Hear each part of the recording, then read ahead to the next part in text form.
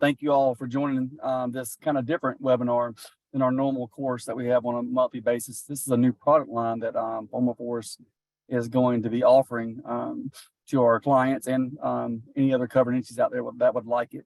I'm Justin Rowling, I'm the Vice President of National Sales for PharmaForce. So if you do want to see and know more about this, you can always get up with me and Joe, jrowling@thepharmaforce.com.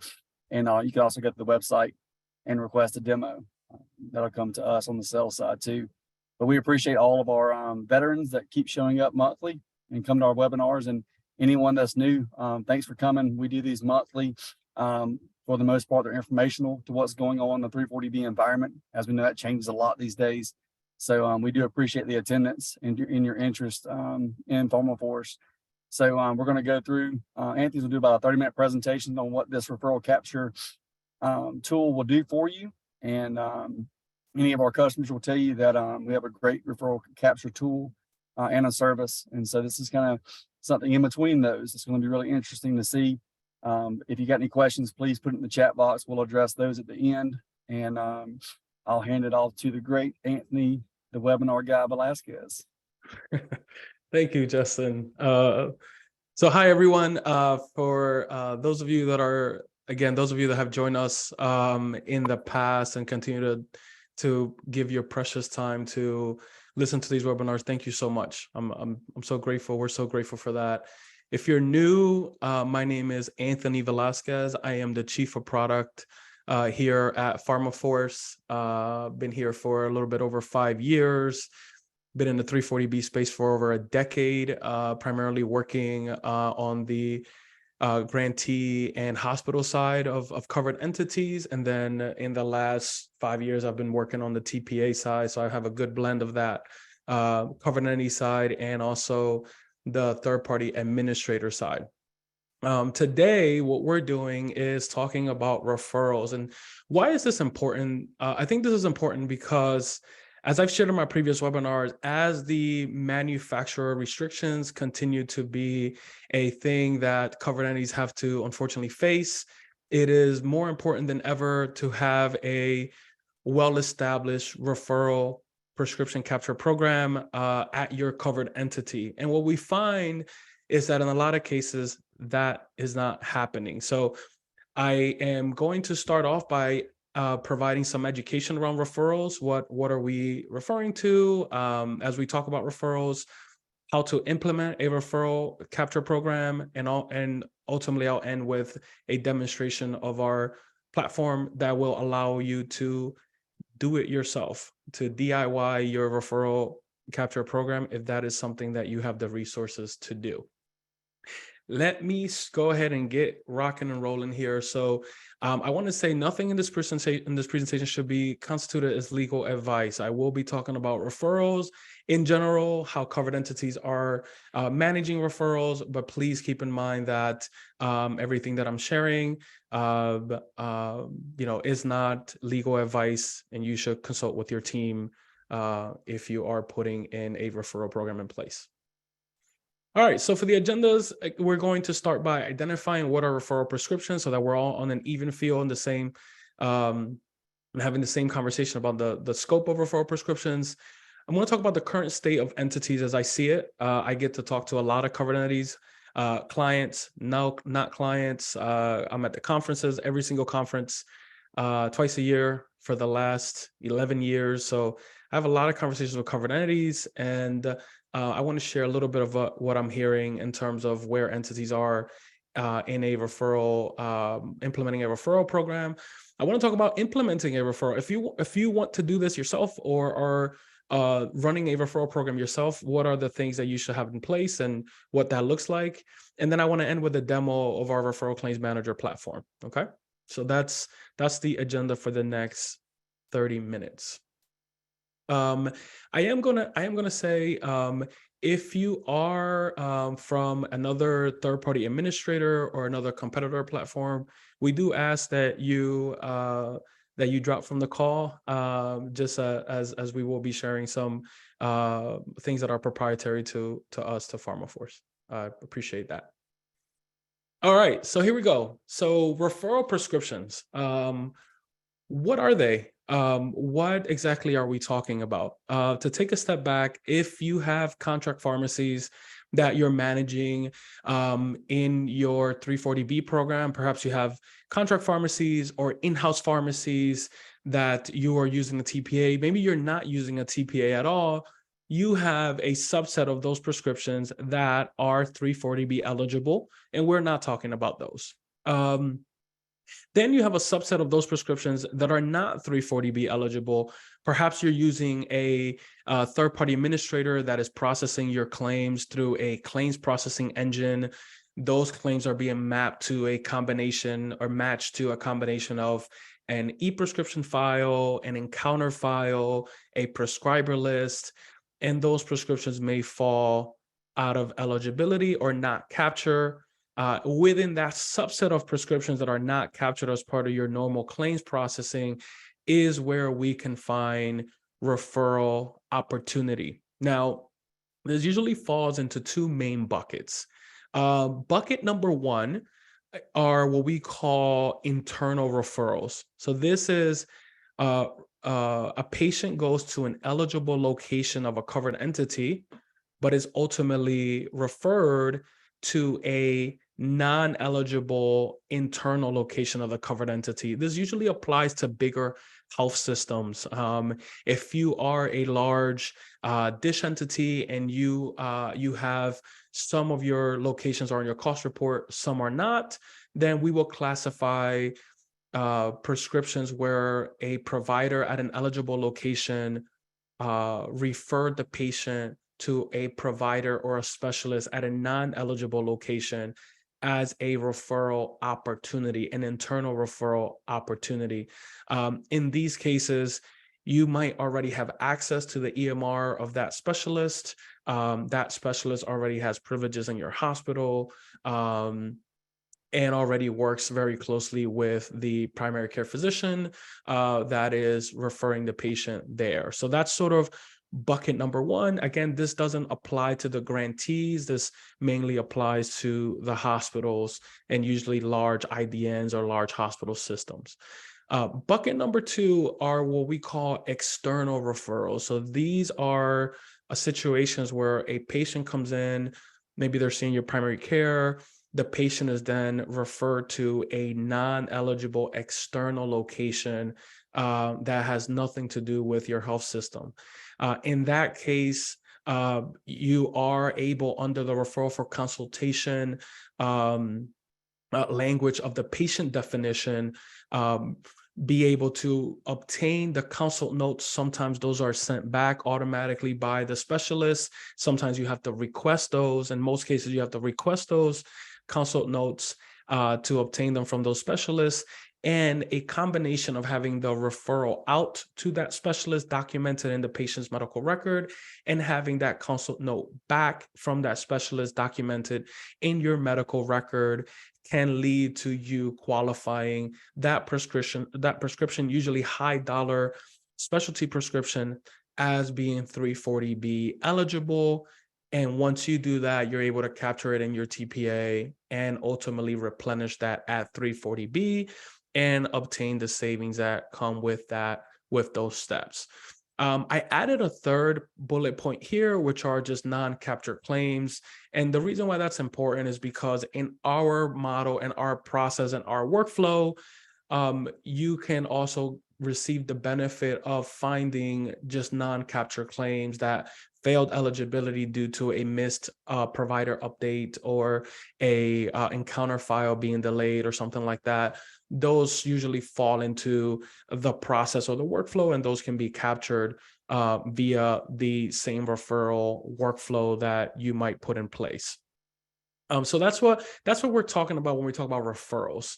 And when we're talking about referrals, you know, we see the current state of covered entities as follows. There's usually entities fall into three buckets. And if you've been in 340B as long as I have, you've sort of seen the entire timeline where, and let's just say in early 2012, 2013, 2014, HRSA audits were ramping up. Everyone was really concerned, very scared. No one wanted to really touch referrals. It was not something that was really done frequently. mega guidance comes out, definitely not really touching referrals then.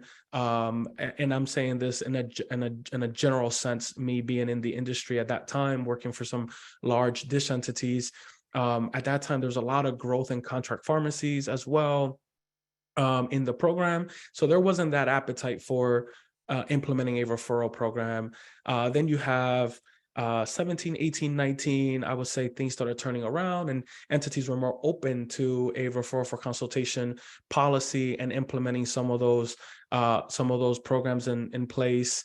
And now I would say in the last 2 to 3 years, I have definitely seen an uptick in the amount of covered entities that have a referral capture program in place, that are open to having a referral capture program in place.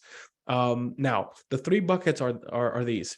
There's entities that have no program at all. There are many entities that I talk to on a regular basis who say, no, we're not doing it. We're a very conservative covered entity. Our committee is not wanting to entertain this right now. We have compliance concerns. Some might not know where to start.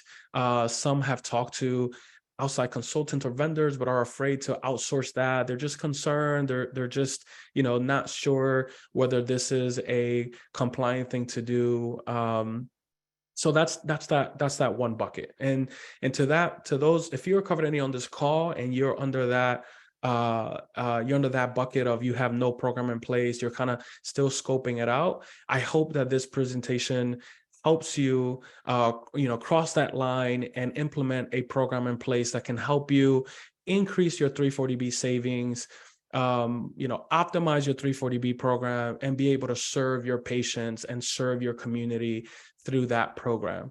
Number 2, you have covered entities say, you know what? Yes, I will do referrals, but I'm going to do it myself. I'm going to do it internally. And some of those covered entities usually find it's a very time-consuming process. Sometimes they can't get to it. Sometimes the claims expire just because they don't have the resources or the dedicated resources in place to on a timely manner capture these referrals or follow up on these referrals. I also hear this very often. Covered entities that are doing a referral program themselves are not capturing an external referral. So remember that I mentioned that for external referrals, in some cases, in most cases, you have to reach out to that specialist and obtain those consult notes. There are many cases and many entities that I've spoken to who are not doing that because it is a very time-consuming process. And if you do it yourself, you have to get a fax provider or get a fax number set up. You have to send those consult notes. You have to wait for them to be returned. You have to call the doctor's office. There's a lot involved that goes into capturing that. And some entities are not doing that and are completely ignoring some of those claims. Then you have the third bucket, which this can be a great option if you are a consultant on this call and you're helping covered entities manage a referral program. Awesome. We love to hear that. Or we love to hear that. And then these entities are taking advantage of that and are optimizing their program. So nothing against this option, but there are some entities that are managing via a contractor consultant. Again, as Justin mentioned, we do this for our clients, our PharmaForce clients, where we offer a full service option where we take care of the entire process, usually for covered entities that don't have the resources to do it themselves. So this can be a great option for those covered entities. That sometimes does come with high fees, depending on who you're working with. Maybe you have some compliance concerns about things being captured, so you want to have a tighter look into what that process is like, or develop a unique workflow for your entity. But that can be a great option again. So if you're not doing it at all, I hope this helps you take steps toward implementing a referral program. If you're doing it internally, I hope that this will show you possibly a better way to do it. And if you're outsourcing it and you're considering making changes to that, I hope that this presentation can help you in that decision-making process. So where do I start? You might be sitting back and listening to this conversation and saying, hey, that all sounds great. I definitely, who doesn't want more savings? Who doesn't want to serve more patients? But I don't even know where to start. So here's a few things. And this is, I left this in here as all of these different things that you have to do a little bit on purpose, because I do want to highlight that this can be a difficult program to put in place and to manage. So number one, you got to define your policy and procedure. It has to be defined. You have to define how you're closing the loop. Clearly define how your entity is going to capture referrals. If you have multiple TPAs, how that process will look like by TPA. How are you going to ensure that you're closing the loop by, how would you, for example, are you only considering a referral if that referral led to a referral documented into your EMR?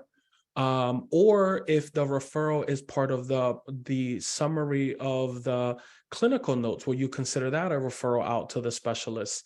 When you're obtaining consult notes, do you have a time frame that as long as the referral was within 6 months or 12 months or 18 months or 24 months, that you will consider that referral valid? So you want to consider things like that in your policy and procedure to make sure that if you were to be audited by HRSA, you have a defensible approach or process, a documented process by which every single prescription that you captured under your referral for consultation can be defended by or can be compared to as your claims are being audited. So number two is identify referral opportunity in your TPA. Now, depending on your TPA, this can be very, very difficult. Some TPAs, unfortunately, do not give you your non-capture claims or your claims that did not failed eligibility or failed the claims rule. So this is not easy in every circumstance, but in most TPAs, you should be able to pull this data. You should be able to gather this information. So this is something that can be, depending on your TPA, can be easy to do, can be difficult to do. But this will be your step number two, is to identify your referral opportunities. Step number three will be to review the claims in the EMR. Now, I've worked in health systems where you might have 2, 3, 4 different electronic medical records. So here's where things can get complicated. If you have if you work for the covered entity, the covered entity, let's say, has a physician practice or a physician group that is part of the overall organization, but is not part of the covered entity, they might have a different EMR. You want to get access to that EMR so that you can look for the referral out from the covered entity EMR and the consult notes, obtain them from the EMR that the physician group, your internal physician group, utilizes. Now, if you don't fall under that category and you don't have internal referral situations where the specialists work under the umbrella of your health system, then you will have a consult note request situation where you might have to fax a request to that physician office. Covered entities are doing this in different ways. Some are just not doing it at all because it's cumbersome to put that process in place. It takes time. You have to, not only do you have to send a request, then you have to wait for that to come back. And then after that comes back, you have to review the notes to make sure that they align with your policy and procedure. So you have to get the consult notes back, review them to make sure that the prescription in question was prescribed as part of that visit or that follow-up. And then you have to find a way to save or map those consult notes to your prescription in question. So somehow document that consult note was obtained back and aligns with that prescription, and then ultimately capture it and approve in your TPA. So I hope that provides a clear picture that if you were doing this on your own without any type of help, that it will be a cumbersome process to put into place from scratch. And there's tidbits in here that if you're doing a referral program on your own, hopefully this can help you clarify certain questions you might have. Now, we come to the question of, is there a better and easier way to do this? The answer is yes. There is. And that's our referral claims manager platform. And this is the first time that we're showing this platform to a group like this. And I'm sharing my screen now, but this is the first time we're sharing this platform. And hopefully you guys can see where this can be a great option for someone that wants to DIY or do it yourself and manage your own referral prescription. So I'll start off here with the dashboard. So here you're going to get to see all of the prescriptions that have been reviewed. You're going to get to see all of the prescriptions that have been approved. You're going to get to track replenishment. You're going to get to track your net revenue in your program. You're going to get to see the approved claims, rejected claims. So you might have to reject a claim just because it's not eligible. You can't find any supporting documentation to make it eligible. You're going to track replenished claims. So one of the things that if you're a PharmaForce customer, this will interface directly with our contract pharmacy application so that you don't have to do this. You don't have to track this manually. If you're not a PharmaForce customer and you're going to use another TPA, then you will have to identify in the application when things have been replenished. You're going to see your profit and loss, top performing pharmacies, drugs, etc. And then I want to take you to our task board. Our task board is what we'll tell you, hey, here's some pre-work that you have to do. You have some providers that need research. You have some location that need configuration. Today, Hey, Anthony, we received, yes. we can't see your screen. We always see is the PowerPoint. Oh, I'm sorry. Oh, okay. Sorry about that. All right. How about now? Yes, sir. Okay. Sorry about that, everyone. I thought I was sharing the full screen. So I'll back up a second. So in the dashboard, you'll be able to see the claims. You'll be able to see the claims reviewed, the claims approved, the claims replenished, how much revenue you have made on those claims. I was saying if your application, if you're a PharmaForce customer, this application interfaces with our contract pharmacy application. So you will see as your replenishment goes up based on claims that you are approving. As you all know, if you're in 340B, some of it is dependent on the gateways and things like that. So you'll be able to track that in here. You'll be able to see your top performing pharmacies, your top performing drugs, etc. here in the dashboard. Number two, then you have what we call our task board. So this is almost like a task list of what you have to do before you can start reviewing your claim. So here you will have things like, hey, you have 6 new providers that we receive that you will have to review to confirm that the fax number is correct, that is documented in the system, locations that need to be reviewed. If we receive faxes that day, those faxes will need to be reviewed and mapped to the right prescriptions. Right? And then we get to the meat and potatoes, and that's the claims manager module. So this is where you're going to go in. You can filter by pharmacy, patient, prescription number, provider, status buckets. So I'm going to go ahead and click on our queued status. I'm not going to enter any dates, and the system will bring up all of the prescriptions from highest opportunity to lowest that is in your bucket, that is in your queue to go ahead and start working on. So again, if you are a non-PharmaForce customer for your third-party administration, you can still utilize this platform and upload claims from any TPA that you're utilizing today. You can upload it into this platform and they will be here in the queue, and you can take advantage of all the features that I'm going to show you over the next few minutes. So as you can see, this Xarelto prescription, it's a $3,000 reimbursed prescription. It is $1.86 at 340B. It will be a $2,500 profit to you as the covered entity. You can go in here and hit the patient. Now you're going to get a full holistic patient view of every prescription related to John Smith. So you're going to see prescriptions that are in the queue related to John Smith. You're going to see historical claims related to John Smith, faxes related to John Smith, encounters, referrals. If there's a referral file in place, you'll see a complete holistic view. You're going to see documentation at a patient level, documentation at a prescription level. So you're going to get the full picture and work on the full patient all at once. Now, this is one really exciting thing that remember how I mentioned that requesting the consult notes can be cumbersome, can be complex, difficult.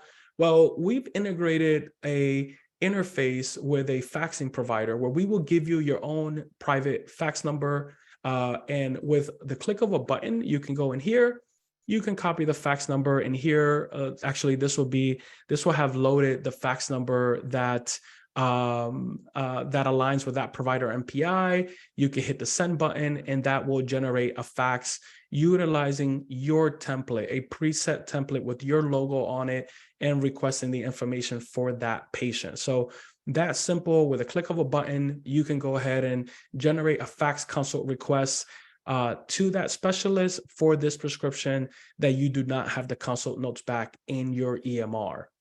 Now, let's just say that you have the consult notes back from that provider. You can go ahead and go right into the claim status change, and you could change the status here to approve, so that you can approve that prescription for 340B, and that will then be communicated with the contract pharmacy platform. Or again, if you're not a TPA client of PharmaForce, that will be a report that then you can approve in your TPA platform. Now, then we have the fax module. So the fax module, this is what we're really excited about, is the ability to integrate these two things. In the fax module, you will be able to see faxes that we have sent out and faxes that we have received. So in the inbound, this will be sort of your queue of, hey, here are faxes that you have received. There's dummy data in here, but the point is that you will be able to see the notes back, the consult notes back. You will be able to pick the patient. So let's say this is for Paul, and the provider is John Smith. You'll be able to enter that there. And then the system would create a relationship between that patient and provider, and you can go ahead and map that consult note to that prescription. That consult note will then be mapped to the life of that prescription, to not just refill 00, but every single refill that relates to that prescription. You can add comments as well in here as you needed. Once you add the consult notes, you'll be prompted to then accept or approve the prescription, and then that will be approved in the TPA and will ultimately replenish. You can see here too that you'll have access to all of your providers in here. So every provider that's in here is tied to a database that we pay for, so that the fax numbers and the specialties are pulled in already automatically from there, to make it very simple, very easy to keep those updated and making sure that we're faxing the right number. You'll have locations in here. So these are locations that we're going to be looking at encounters for, to make sure that we're only looking at eligible locations. You're going to be able to manage your own configurations and your own invoices. So that's just a little glimpse. I could go on and share a lot more about the application capabilities and tools. In the respect of time, I do want to stop there, and we have 2 minutes left, but I do want to stop there and take some questions. I see there's several questions in the Q&A. I do want to stop there and answer some of those questions for those that are listening today. We are still having our webinar on manufacturer blocks. This is where I was going to go into detail of the new recent blocks and some of the strategies that entities are putting into place to overcome that. So that's still May the 18th. You'll see emails come out on that. And why don't we go ahead and answer some questions? So I'll stop there. Again, if anyone wants to raise their hands too, I'd love to connect and chat that way as well.